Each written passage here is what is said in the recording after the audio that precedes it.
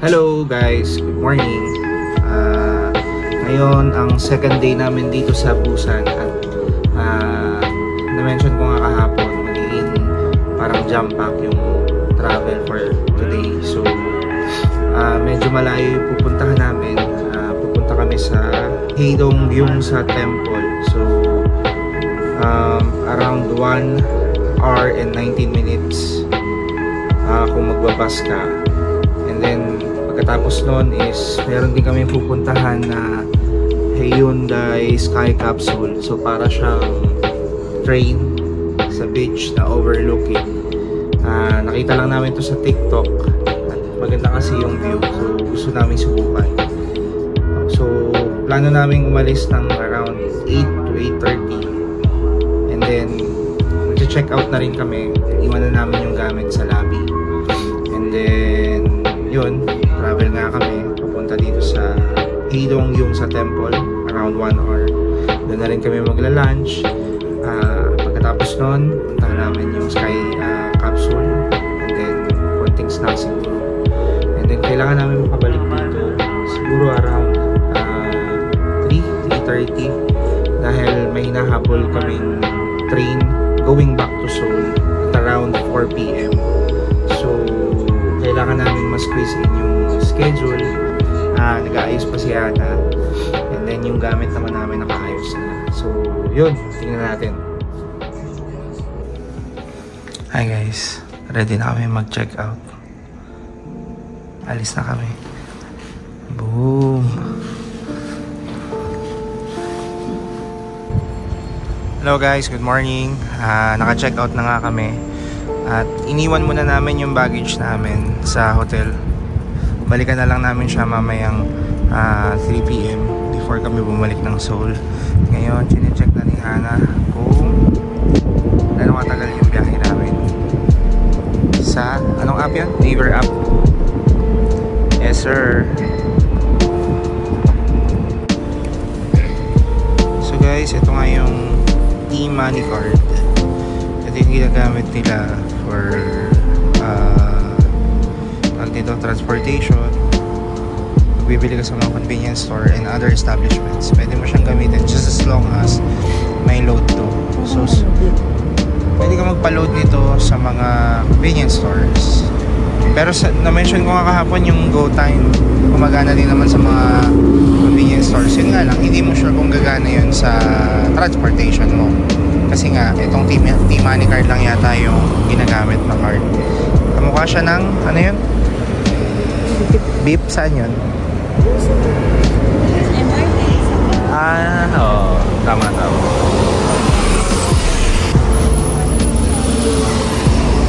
Okay, sumating na yung bus. Kaso nga lang tayuan. Oo. Hindi ko alam kung kasya kami. Ano yung next na bus? Oo. Kasi ang dami.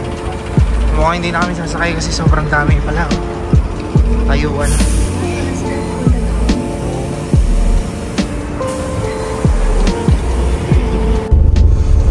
Hello guys, so nakasakay na nga kami ng bus. Yung unang nag-stop sobrang puno and yung next naman is mas okay na. Tapos 1 hour itong biyahe na to. Medyo rush hour pala ngayon kasi nga ang dami sumasakay. So yun, tayo natin.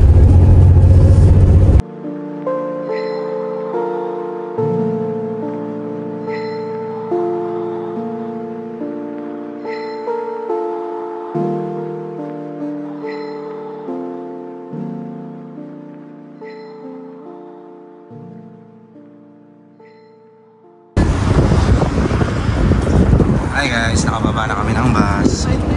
Isang oras din yung biyahe. Kita namin yung Lotte World. Lotte World Busan. Maglalakad kami ng 10 minutes papunta doon sa temple. Ang problema, paakyat. Pero mukhang kaya naman.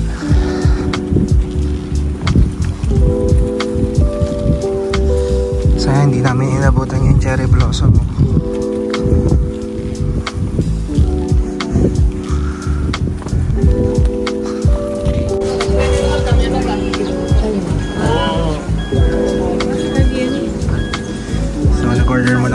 Korean pancake for 2,000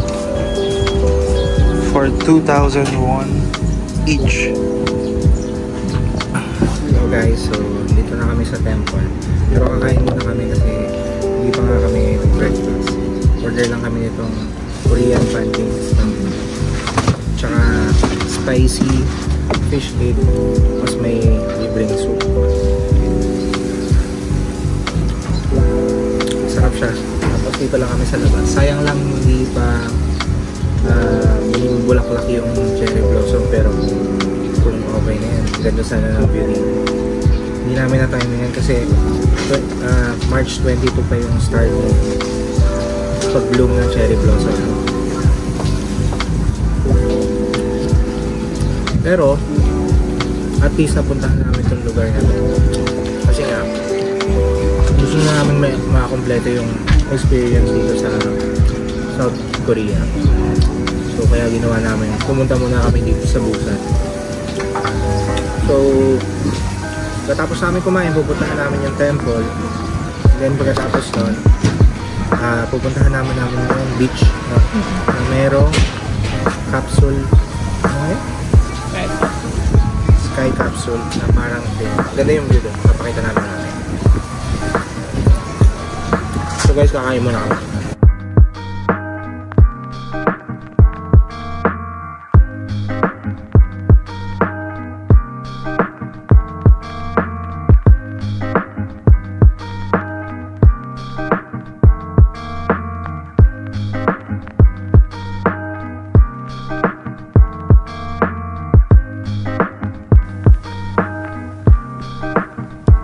Hello guys, dito na nga kami sa temple.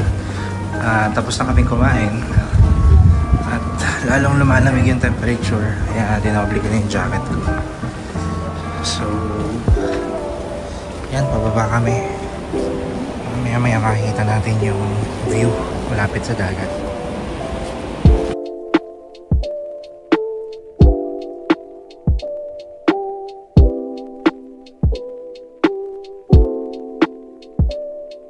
Guys, ito yung itsura ng temple nila. Kung makikita mo, tabi na sila ng dagat. Open sea na to. Kasi nga South part to, South Korea to. So ang ganda, tapos ang sarap pa ng weather ngayon kasi ang lamig. So hindi mo mararamdaman yung init kasi nga yung mahampas na hangin sa'yo is sobrang lamig. Wow, sobrang ganda dito.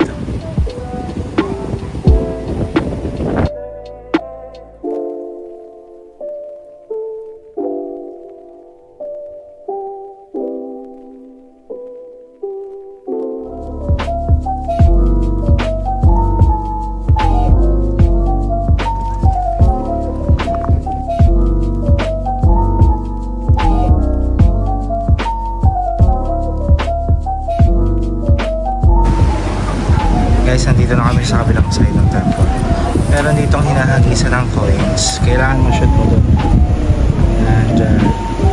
Kung na-shoot mo yan, mananalo ka ng 500,000 won. Hindi, joke lang. Siguro matutupad yung wish mo. Try natin. Ayun.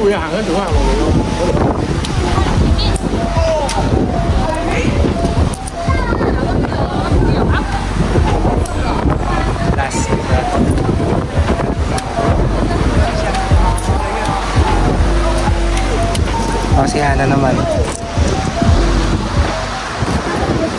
Ano sa pinakauna? Pag na-shoot mo yan, bigay ang bagong cellphone.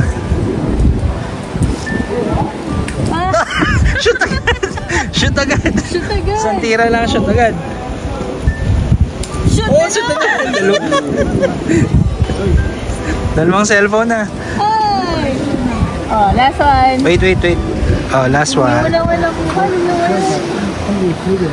Okay. Siya na naka-shoot ng dalawa. So, bibigyan ko siya dalawang cellphone. Isang Sam, tsaka isang Samsung.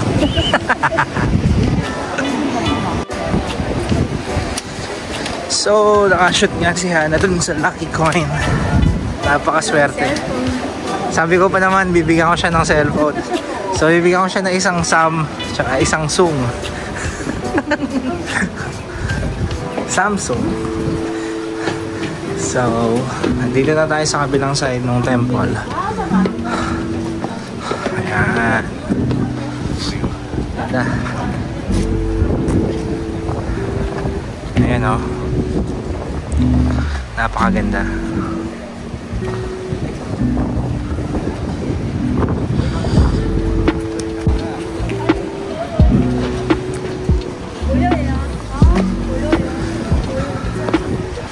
Tapos dito may mga nakapila.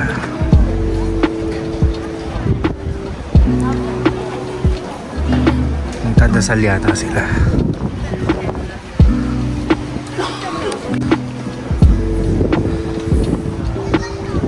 So yun, ang laki ng Buddha dun. Super giant Buddha. So ito yung temple. Parang may napuntahan din kaming ganito malapit sa Gangnam sa Seoul last year. So yun yung Buddha.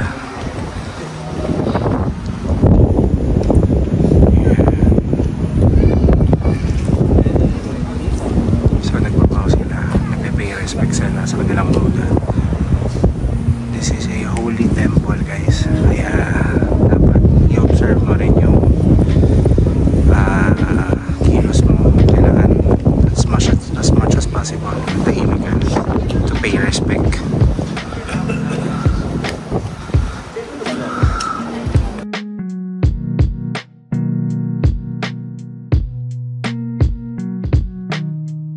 Tapos doon kami galing sa kabilang side na yun.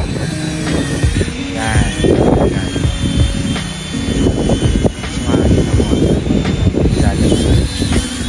Napakaganda. Napaka-peaceful ng lugar na yun.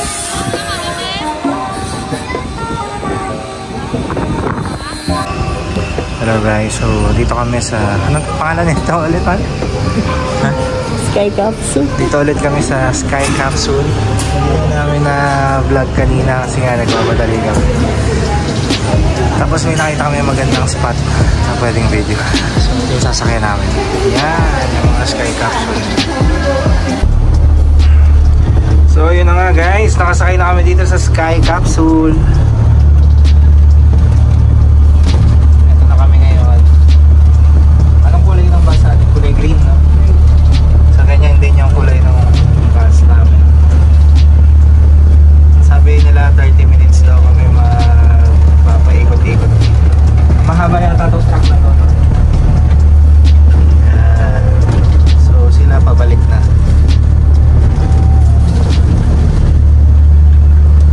Tapos ito yung makikita mo sa side view. Ayan yung dagat. Yan yung dagat kanina.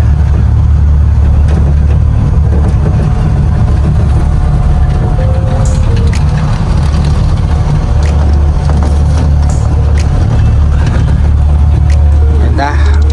Ganda, no? Okay ba? Saan?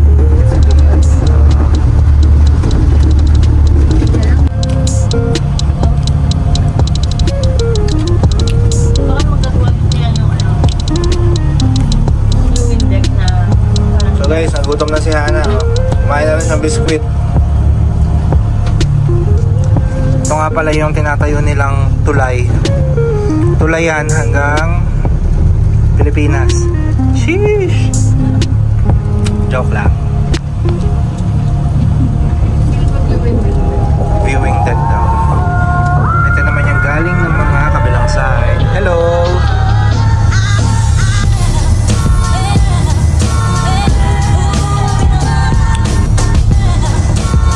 Then, kabilang side ito makikita mo. Mga puno. Punuan.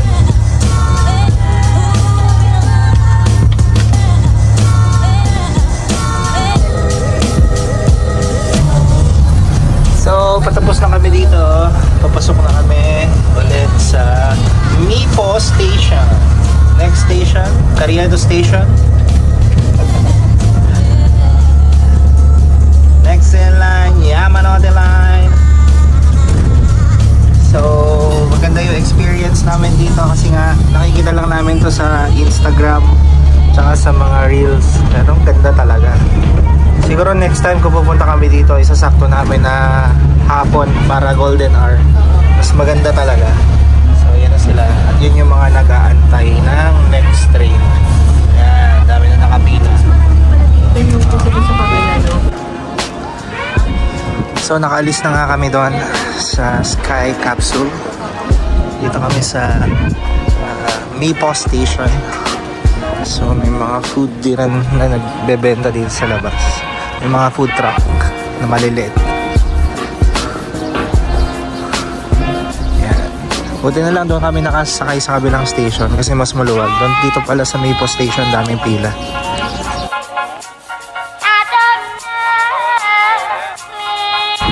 Punta kami ngayon ng Hyundai Beach.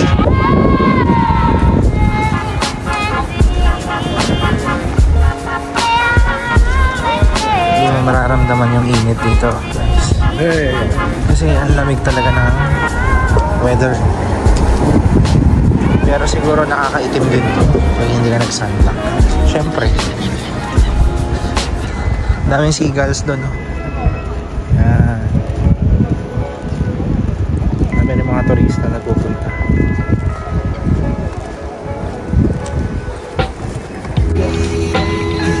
Meron ditong 7 Evelyn.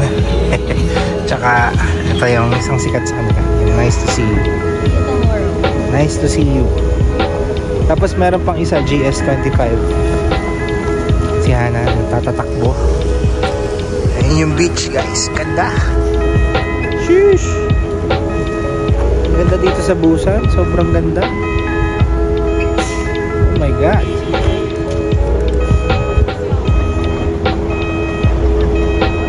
Parang gusto ko na tumira dito. Joke lang. So guys, so andito na ulit kami sa bus pabalik ng hotel. Hindi ko na na-vlog kanina kasi tumatakbo kami ni Hana kasi paparating na yung bus. Buti na lang nahabol namin. Bus number 1003 now. So darating kami ng mga 3:17. So saktong-sakto lang. Saktong-sakto lang kasi yung alis naman namin ng KTX is 4 PM pa. So may oras pa kami. Tsaka baka kumain din kami.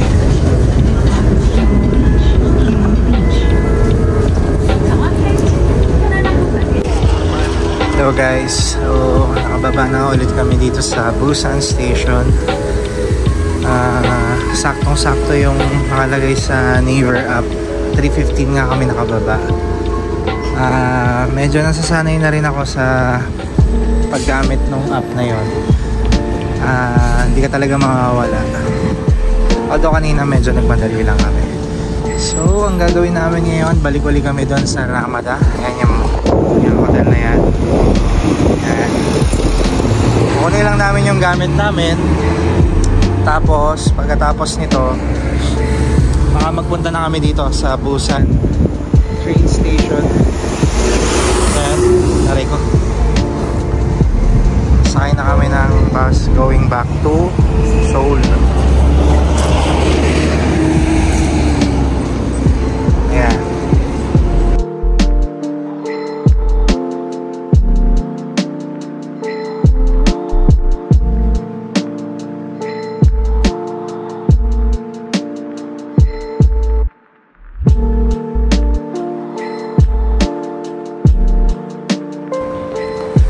Palabas na kami ng Ramada by Wyndham.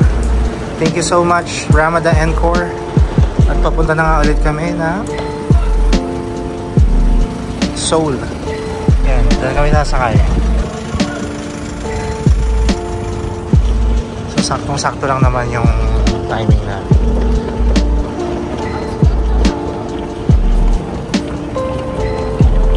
Yung gamit ko.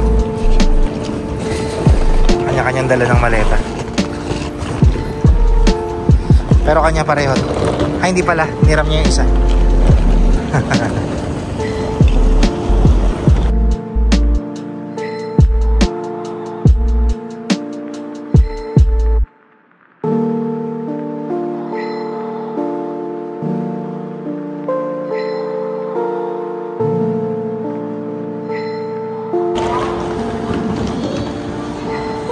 Guys, ito yung loob ng Busan Station. Napakaganda.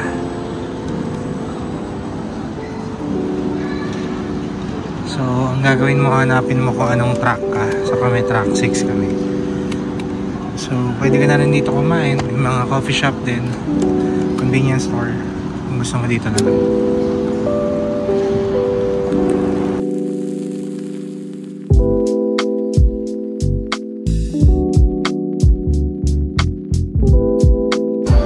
Guys, dumating na yung train namin. Train car number 15. So, hanapin natin yung car number 15. So, hanapin namin yung car number 15.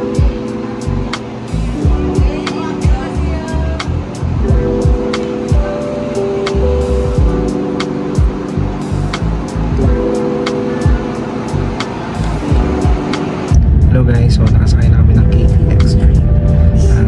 Sakto lang yung pagkakasakay namin kasi nga halos parating pa lang yung train nung pagbaba namin ng track number 6. Tapos ngayon sinesearch ni Hana yung papunta doon sa next na hotel na istayan namin sa Seoul na to. Tapos actually doon na kami nagstay last year. So maganda naman yung hotel kaya yun uli yung itatry namin ngayon just for one night. Tapos ang travel time natin is around 3 hours. 3 hours going to Seoul. So meron na kayong mga dalang konting pagkain kasi magdi-dinner pa naman kami mamaya. Tapos baka matulog din kami sa biyahe. So yun.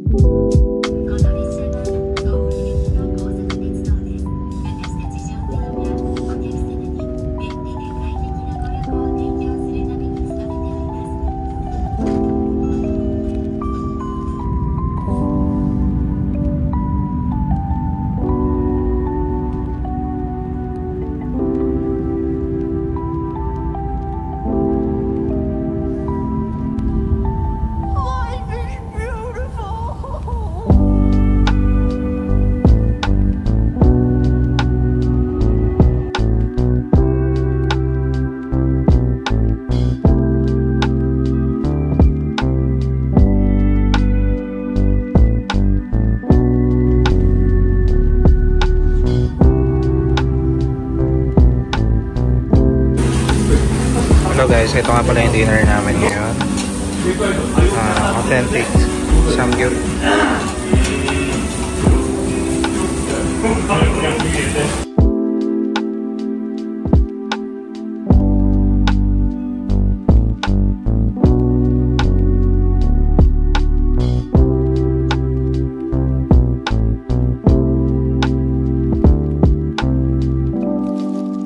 Farewell, sweet cookie cats.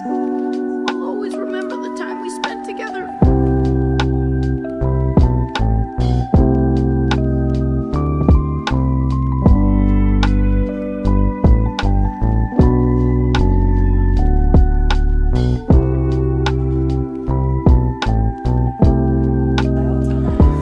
Hi guys, so nandito na kami ngayon sa Seoul. Actually, nandito na kami ngayon sa hotel namin. Stay kami dito for one night dito sa Grade Inn Hotel. Hindi na ako nakapag-vlog kanina kasi ang dami tao doon sa train. Tapos dami rin naming bitbit, so medyo mahirap. So yun, dito ko na siguro tatapusin yung Busan vlog namin. Pero magkakaroon to ng part 2, yung Seoul vlog naman. So I hope you enjoy this video. Bye-bye!